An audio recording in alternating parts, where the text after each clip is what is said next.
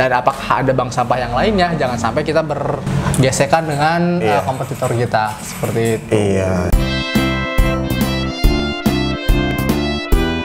Mari ngevlog di kebun desain.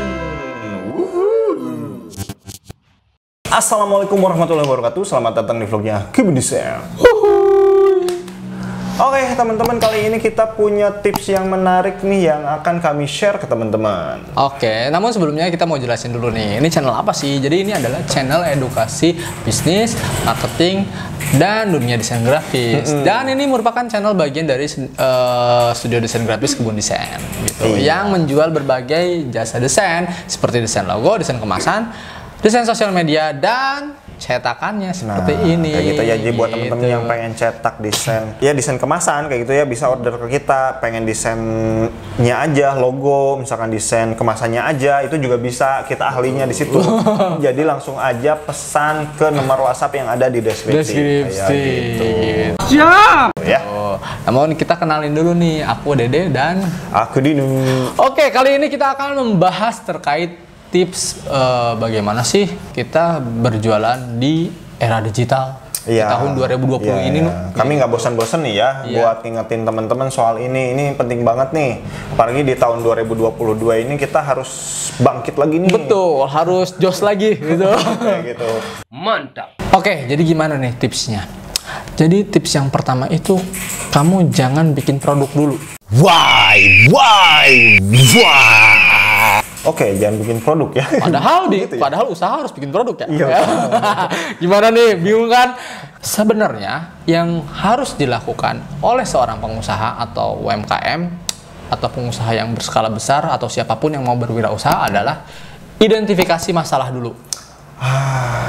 Iya, ada masalah apa sih di lingkungan sekitar kita? Ada masalah apa sih yang ada di masyarakat kita? Iya, jadi kadang kita tuh fokusnya ke produk ya. Iya. Fokusnya ke produk. Aku pengen jualan bala-bala. Misalkan gorengan. Jualan aja asal jualan, bikin aja asal bikin. Yang penting jualan dulu misalkan kayak gitu ya. Kan ada tuh banyak yang gitu. Tapi ternyata di tempat kamu itu udah banyak banget yang jualan gorengan. Udah, wah ini susah banget persaingannya di situ. Udah gorengan segala macam ada itu ya. Tapi kita maksain ya, bisa-bisa kita tumbang. Betul, di awal kayak gitu. Makanya harus penting nih di awal. Betul. Jadi yang pertama itu adalah identifikasi masalah. Oke, kita ambil studi kasus seperti ini. Masalah sampah. Sampah kan itu banyak sekali dikeluhkan oleh orang-orang di perumahan atau orang-orang di masyarakat kita. Nah, otomatis kamu bisa menjadi orang yang memecahkan permasalahan sampah tersebut dengan menjadi konsultan kebersihan. Atau misalnya kamu menjadi pengepul sampahnya, atau kamu bisa buat edukasi penanganan sampah, itu bisa ke RT RW-nya, atau bisa langsung kerjasama dengan dinas. Ya biasanya bank sampah tuh kita istilahnya. Iya, bank sampah seperti itu. Nah itu kan sekarang permasalahan tersebut kan sekarang aja udah banyak di sosial media, warga A tidak terima sampah dari warga B. Nah, itu kan. Iya benar sih. Benar.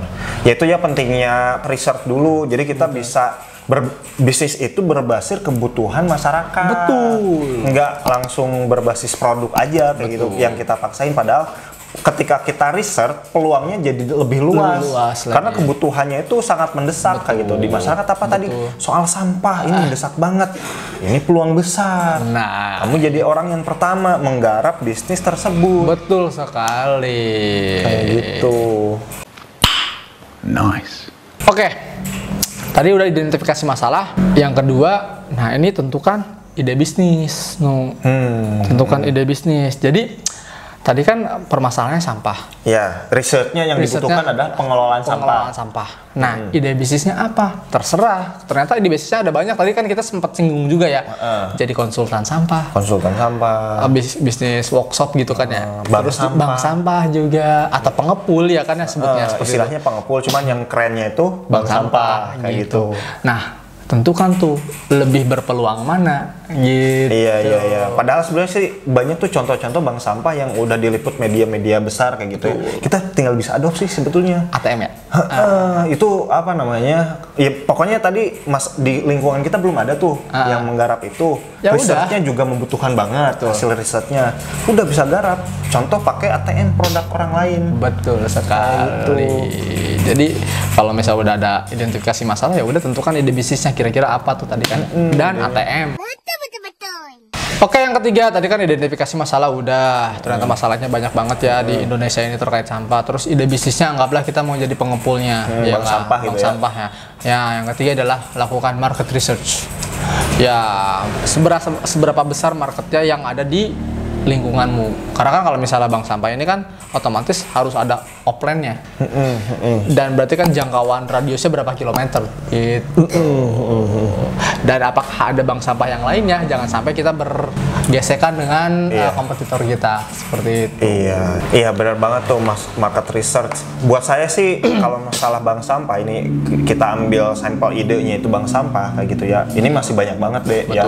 Di tiap desa aja di Karawang tuh hampir mungkin satu desa itu ada bank sampah ya? Mungkin satu itu juga bukan istilahnya bukan bank sampah ya, tapi pengepul. Secara mereka yang jemput bola kayak itu bukan kita bukan dibuat sistem yang sistematis gitu ya. Betul. Jadi kalau teman-teman pakai sistem yang bank sampah itu satu kampung tuh, satu kelurahan itu bisa ketemu temen tuh ngejualnya. Mereka udah dipisahin sampahnya. Udah dipisahin kan, nggak sampah organik, sampah anorganik, nggak disatuin kayak gitu. Kalau bank sampah kan sistemnya gitu, dipisah biar gampang ngolahnya. Yang botol plastik dengan yang plastik kresek itu dipisahin. Bisa juga, betul. Itu pasti lebih memudahkan kayak gitu. Iya, jadi kamu intinya sih berkoordinasi atau berkolaborasi dengan bank sampah yang ada di lingkungan itu ya, dan dibuat sistemnya gitu. Wah, itu lebih keren lagi. Jadi menghindari untuk gesekan juga ya. Kayak gitu. Keren. Oke, yang keempat adalah action untuk jualan atau action untuk usaha. Ya udah, lakukan terus. Kalau misalnya sistem permasalahannya udah ada, terus juga tadi apalagi idenya udah ada, udah melakukan market research juga, ya udah tinggal action gitu. Betul. Dan yang terakhir, setelah action misalnya udah berjalan selama 2 tahun, ya kamu harus improve terus keilmuan kamu terkait dengan sampah tersebut. Iya, improve soal bisnis yang kita geluti kayak gitu ya. Karena studinya contohnya itu kita bank sampah ya, di bank sampah nih apalagi sih yang perlu apakah teknologinya gitu yang harus kita perbarui, yang terus harus kita gali kayak gitu kan. Sekarang teknologi soal sampah juga masih masih banyak yang research kayak gitu ya. Betul. Ada beberapa sih yang udah keren di luar negeri itu, bahkan bisa ngepulin sampah itu pakai kapal. Iya kan ya. Kayak gitu. Nah, jadi kami ikutanlah pelatihan bisnis terkait dengan bank sampah ini atau sampah ini gitu. Atau juga misal kamu bisa belajar sendiri self learning lewat sekarang banyak banget ya YouTube ya, YouTube gitu. TikTok juga, Instagram, jangan lihat TikTok yang joget-joget aja. Bangsat kau. Gitu. Kali-kali lihat TikToknya yang tentang edukasi. Iya betul. Yang bisa ngasilin duit lah. Oke, mudah-mudahan bermanfaat ya video kali ini. Jika dirasa suka, jangan lupa di like, di komen, dan di subscribe. Dan jangan lupa juga di share ke teman-teman kamu supaya tadi mereka tuh bisa bisnisnya itu berbasis research kayak gitu ya, berbasis kebutuhan yang tentu aja peluangnya bisa lebih besar dibanding kita berbasis produk di awalnya. Karena kalau produk mungkin udah bisa terjadi banyak persaingan kayak gitu ya teman-teman. Oke. Thank you, sampai jumpa di vlog kita selanjutnya. Bye-bye.